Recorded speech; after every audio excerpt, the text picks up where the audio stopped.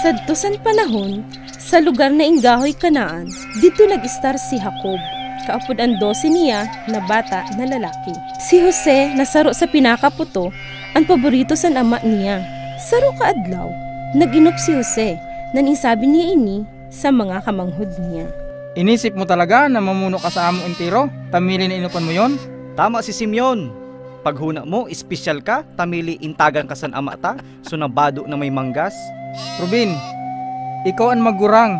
Nano ang masasabi mo? Aram ko, ako ang may karapatan mamuno. Nandiri ako maduko sa imo, Jose. Nabati mo yon? Mahambogo na bata. Mga kamanghod, di ko man gusto na insultuhon kamo. Nandiri ko man yun ideya. Inup man lang yun.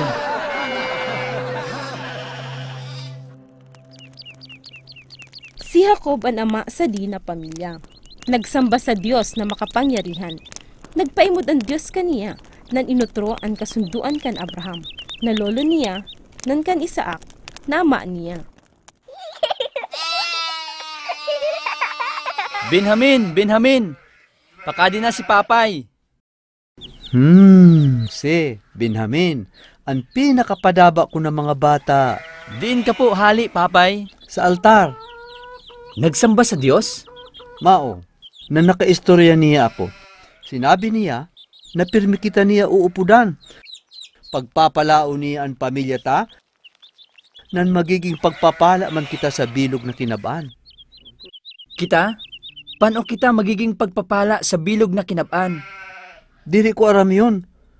Nuno, mayad yun hapot. Aram mo, Papay, saan mga pera kaadlaw na ang nakaagi? Nag-inop ako. Nandiri ko aram kung nanong iisipon ko. Jose, pirmi ka may espesyal na kadunungan. Nangalas ako, kay diri mo nasabutan ang inop mo. Kay Pano, nangisog ang mga kamanghod ko. San sinabi ko sa kanira? O mao, sabiha sa ako ang inop mo. Nainupan ko na ang adlaw, ang bulan, na ang 11, na bituon, dunuko sa ako. Jose, totoo na espesyal ka sa ako. Pero ini na inop mo, wala kahulugan maski sa ako. Insasabi mo na ako, si mama mo, na ang 11 mo na kamanghod, maduko sa imo? Diri ko tabi aram, Papay, diri ko aram. Saro kaadlaw, insugo ni Jacob si Jose. Pero diri niya naisip na ang simple na sugo niya mabago sa bilog nira na buhay. Papay, may sasabihin ka sa ako? Oo, ang mga kamanghod mo nagkadto sa norte, daraan mga tupa, nan gusto ko maaraman kung kumusta na sira. Kumadto ka, nan darahi pa kaunon. Papay, maraw tabian pamati ko son. Dili ka mahaghag, kadto na nan ang Diyos ang mabantay sa imo. Imuda, Hoda, kung sino ang pakadi sa ato. Si Jose, ang parainop. Nansulot, ang jacket na hinimo ni Papay. Nauyam ako kaniya. Sana may paagi na mawara na lang siya. Sana mamatay na siya.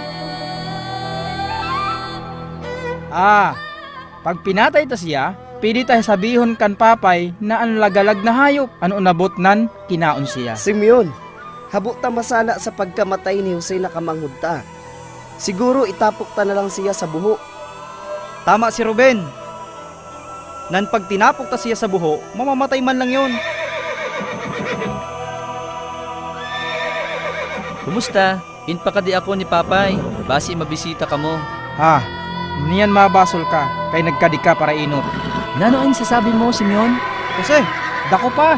Udong! Tama na! Entero na inot mo, magiging pinakamaraot mo na bangungot. Halia, kubai sin jacket, kusugi ang suntok. Sa buho, darha sa buho. Irugson, hulugan na. Niyan. Himuan na. Irog sa da. Kusugi pa.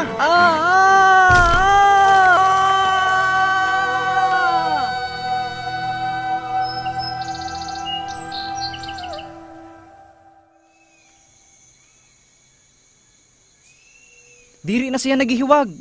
Badi minatay na. Diri God. Badi sobra lang ang hadok.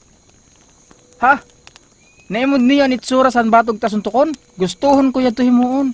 Mao, aram ko. Pero sa saro na banda, habo ko magkasala sa pagkamatay sang kamanghod ko. Sino yun na pa kadi? Karaban ada yun.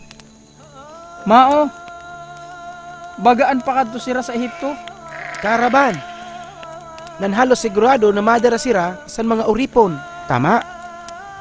Sa paghuna ko mao, pero nakay man, bagaan interesado ka huda. Diri niyo na imod. Naging dako na problema ta ang kamanghudta na si Jose. Pero pwede ta siya ipabakal na uripon. Nandiri kita magkakasala sa kamatayan niya. Nan magkakakwarta pa kita sindaghan. Mga kamanghod, nakimaluoy ako. Ayaw niyo paghimuwa ini.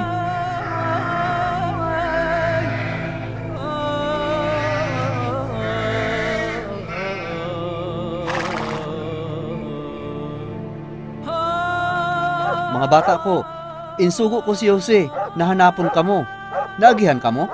Papay, napurot mi ini sa agihan. Imo databi kun kanho si ini jacket. Diri!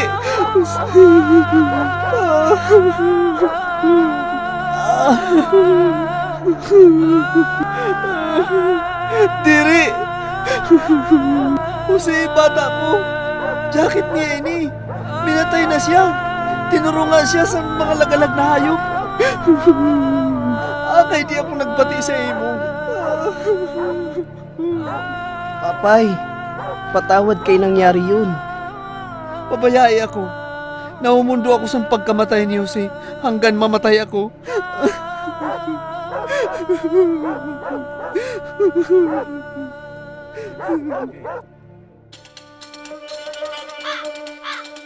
Dinara si Jose sa karavan sa harayo na nasyon na ang gahoy Ehipto. Pinabakal siya didto na uripon sa saro na importante na tawo na Potifar ang pangaran. Inupudan ng dinanunan sa Diyos si Jose na umasenso sa intiro niya na inihimo. Nariparo man yun ni Potifar, kaya binutang niya si Jose na mamuno sa balay niya ng sa intiro na sa diri.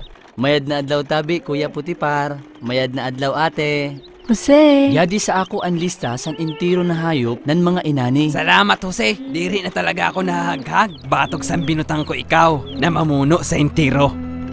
Makusog ng gwapo si Jose. Kaya ang asawa ni Potifar, nagkagusto ka niya lalo, uro adlaw. Jose!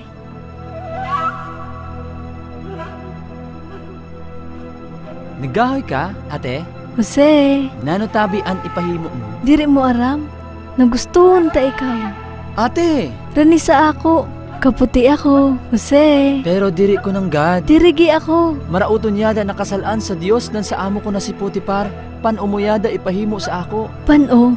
Gustuhon ko ikaw, Jose. Ate! Ayaw tabi! Abaya ako sa kama ko. Ayaw! San habo dumirig ni Jose kaniya, nangisog ang asawa ni Potifar, nan hinimuan siya buwa na istorya. Ay! Ay! Inatake ako! Pinurbaran ni Jose na dirikan ako. Imuda! Yan ang bado ni hinapang doble. Dunalagan siya, sansuniyak ako. San nabati ni Potifar ang kabuwaan san asawa niya, nanisugon siya. Inpakulong niya si Jose, kundiin inkukulong ang intiro na preso san hadi. Maski sa prasuhan, inupudan san Diyos si Jose. Naglipas ang panahon, inhimo siya san bantay na mayor sa mga iba pa na preso.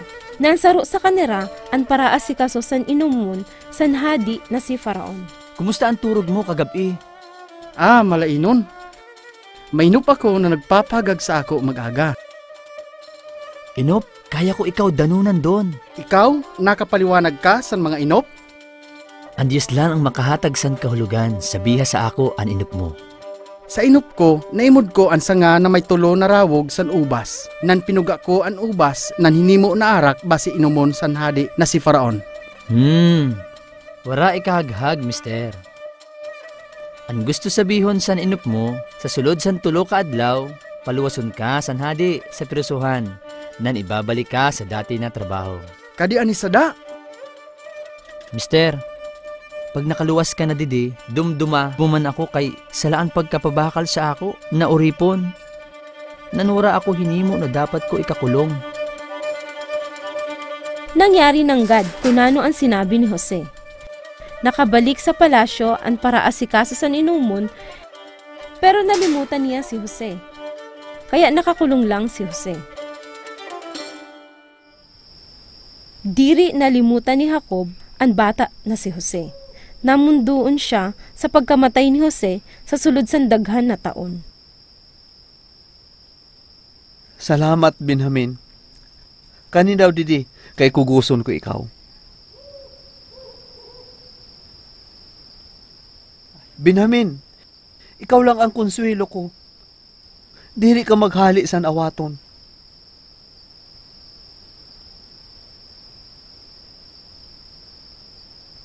Huda, an ama ta diri halos nagluluwas sa tulda. Minsan, iniisip ko wara na siya gana mabuhay. Aram ko, Ruben, nakulugan man ako pag naimod ko siya, irog sa di.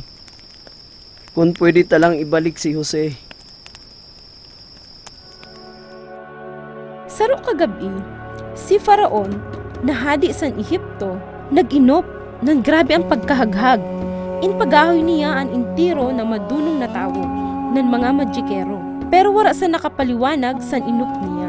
Napano, kay wala sa iyo nakaintindi sin inop ko.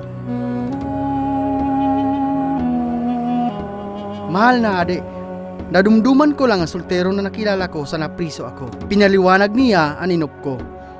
Nan intiro nangyari kung nano ang sinabi niya.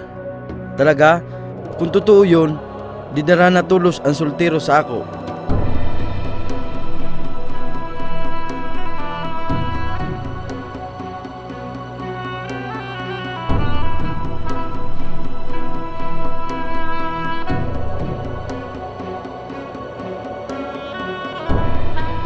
Nag-inop ako kagabi, nan wara makapaliwanag son. Totoo na kaya mo magpaliwanag sa mga inop? Hading Paraon, diri ko kaya ipaliwanag ang inop mo. Pero kaya yon sa Diyos ko, sabiha sa ako ang inop mo. Sa inop ko, nakaimod ako sa 7 na mataba, makusog na baka na hali sa salog. Nan sinundan sira sa 7 na baka na mahugos nan bahol. Kinaon sa din ng mga baka ang mga mataba, pero pagkatapos mahugos ng bahol manggihapon sira, pareho san dati. Impaparaisip ko ini niyan, kay pano maliwanagon, pero diri ko aram ang kahulugan. Hading Paraon, inpapaimod sa imo san Dios ang mangyayari. Ang gusto sabihon, san 7 na mataba na baka, 7 ka taon, san kasaganaan sa bilog san Ehipto. Pero ang 7 na mahugos nan bahol na baka, masunod na 7 ka taon na gutom nan kawaraon. Grabe karaot ini na tagutom na wara makadumdum san mga taon na may kaunon. Grabe ini karaot, nano ang ihimuon mi. Ang dapat mo himuon, Hading Paraon, pumili ka san tao na madunong, nan intelihente, basi makakolekta, nan makatambak san ani sa mga taon na sagana. Sa irog sa de, mahusto ang kaunon sa mga taon san tagutom. Mao, kadienis na ideya, nan sino ang makahimo san mas mayad pason sa imo, Jose? Ako? Mahal na Hadi? Oo, wara na san mas madunong pa kaysa sa imo. Kay pinaaram ini intiro sa imo san Diyos mo. Niyan, ipapangaranan ko ikaw na gobernador sa bilog na nasyon san Ehipto. Susunodon san intiro na tao ang isusugo mo. Ako lang ang mas halangkaw sa imo, kay ako ang hadi. Pareho san pinaimod san Dios sa inyo, nag-ani sin sagana ang ingod sa sulod san 7 ka taon. Na nakakolekta si Jose, daghano na ani, na pinundunan nira ang pagbilang kay imposible na ang pagsukol. Lunipas na ang 7 ka taon na sagana, nan bunatog na ang 7 ka taon san tagutom. Wara na sin makaon, nan ang tagutom unabot na sa mga iba na nasyon. Kaupod ang lugar sin Kanaan, kundi naka-star si Jacob nan ang pamilya niya. Papay, napulo pa na tupa ang namatay niyan sa kulungan. Wara na natuda nakaununta. Nakaisigi lang niyo ang tirindog na wala ininihimo. May nakasabi sa ako na daghan ang trigo sa Ehipto. Kadto na kami intiro sa Ehipto, nan bumakal sin trigo. Bago kita mamatay sa gutom. Intiro kami, papay?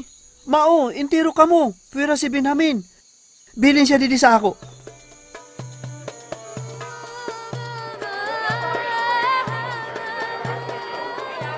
San unabot ang mga kamanghod niya sa Ehipto, nakilala tolo sira ni Jose. Ang mga kamanghod ko, iyadi sira. Nadumduman niya ang inop san awato na nataon, pero nagkunwari na diri niya sira kilala, basi mapurbaran nan maimod ko nagbago na sira. Ikaw, diin kahali.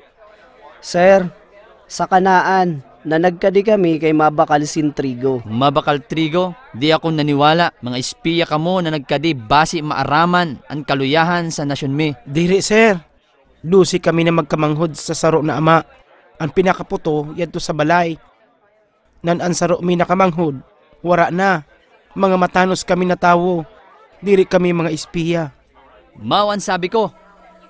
Mga gwardya, darahay ini ng mga espiya sa kulungan. Nakay, nangyayari ini sa ato. Puyo Simeon, di mo na imod na ipapadusahan kita sa nahimo ta sa kamanghod ta na si Jose? Sinabi ko na diri niyo pagpakulugan, pero diri ka mo nagbati sa ako. Niyan, mabayad kita sa pagkamatay niya. Mga kamanghod ko, ang paniwala nila, minatay na ako.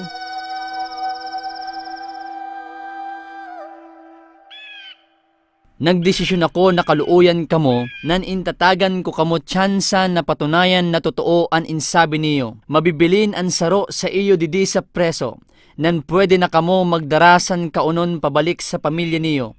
Pero, basi makaluwas sa priso ang bilin, darahon niyo sa ako ang pinakaputo niyo na kamanghod. Dun ko maaraman kung nagsabi kamo san katotohanan. Gusto niya iupod ta si Benjamin? Diri nang gadmato gutsunan ama ta. Pero wala kita iba na pilian niyan. Sige tabi, sir. Ikaw, ang mabibilin sa kulungan hanggang bumalik ang mga kamanghod mo. Mga kamanghod, ayaw ako paglimuti. Purbaran niyo bumalik tulos.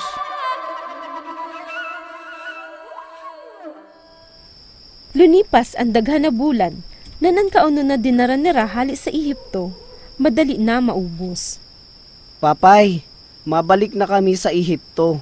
Pero diri mi yon mahihimo kung diri mi iupod si Benjamin.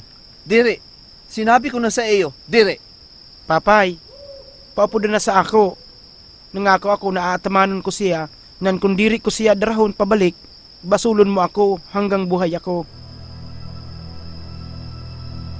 Benjamin, wala na iba na paagi, kaya umupod ka na kan Juda. Ang Diyos na makapangyarihan ang maghatag sa iyo sing grasya niya. Nan kun masakit pa ako sa pagkamatay sa daghan ko pa na bata, di mao? San unabot uli sira sa Ehipto, an magkaramanghod kunadto kan Jose. Benjamin, kamanghod ko. Sir, nagbalik kami kaupod ang pinakaputo na bata sa nama mi. Inupod mi si Benjamin. Niyan, maimod mo na diri kami espiya. Paniwalai kami. Diyos mabalos. Nuno. Ipreparar intiro nan iluwas ang kinulong, kay kaupod ko sira magkaon niyan.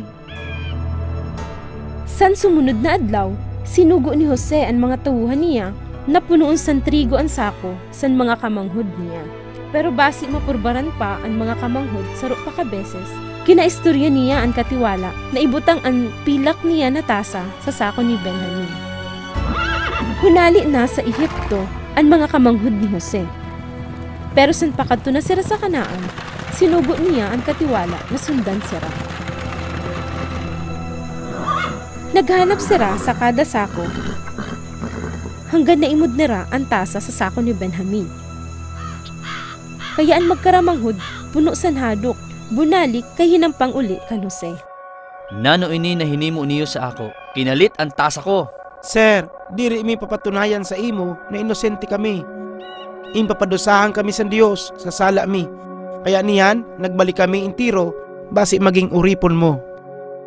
Diri, ang nagkalit lang santasa ko ang magiging uripong ko. Bumalik na kamo intiro sa nasyon ng sa ama niyo. Mga gwardya, aristuhan na ang may sala. Sir Gobernador, tabi man, gurang na mami, nan ini na bata niya san gurang na siya. Maulang ang kaugmahan niya sa buhay. Sa niupod mi ang bata, nangako ako kong papay, na atamanon ko siya nan ibabalik. Kung maimod niya na diri mi kaupod ang bata, yun nakamunduan ang mapatay kaniya. Nakikimaloy ako sa imo, sir, na ako na lang ang mabilin didi na uripon mo, imbis na siya. Ang iba sa iyo, bayai kami. Niyan. Mga kamanghod, ako si Jose, ang pinabakal niyo na uripon. Si Jose, nakamanghod ko. Mao, Huda, ako ini. Buhay siya? Diri ko naisip na maiimod ko uli siya. Ruben, Huda, ang Diyos ang nagdara sa ako didi, nan hinimo niya ako na gobernador sa bilog na Ehipto, basi maligtas ko ang buhay niyo. Kaya, diri ka man lang nangisog sa amo. Diri, Huda, pinurbaran niyo na makulugan ako, pero hinimo yon sa Diyos na dianis. Benjamin, padabaunon ko ikaw. Hulat, nano ang mangyayari sa amo niyan? Simeon, may 5 pa kataon na tagutom, nandaghan na tao ang mamamatay. Darahon niyo ang mga bata niyo, mga apo, nan mga hayop. Tatagan ko kamo san mayad na ingo didi sa Ehipto, nan ako ang bahala sa iyo. Niyan, darahatulos didi ang ama ko. Kay gustuhon ko siya makaupo didi.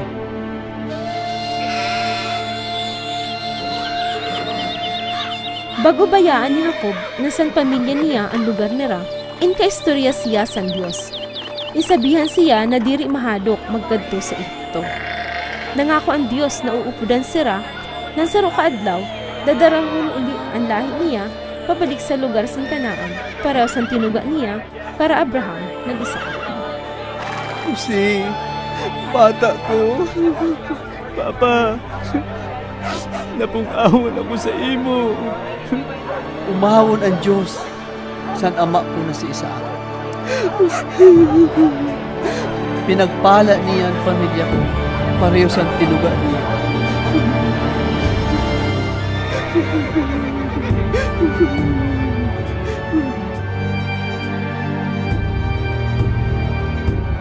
Ang mga kamanghod ni Jose, gusto siya pakulugan, pero ang Diyos di nagtugot na naghimusin mayad. Ang iba gusto man siya pakulugan, pero ang Diyos tinukalan ang maraot sin mayad.